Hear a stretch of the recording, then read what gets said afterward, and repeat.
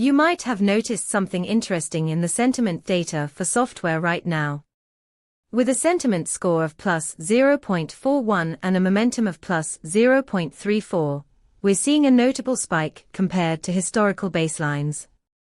This indicates a sudden increase in positive sentiment, which is usually a strong signal that something significant is happening within the software space.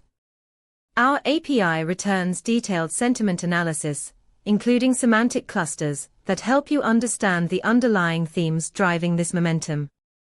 For instance, you could use this data to adjust your product development strategy based on user feedback trends, ensuring you're aligned with what your audience is excited about.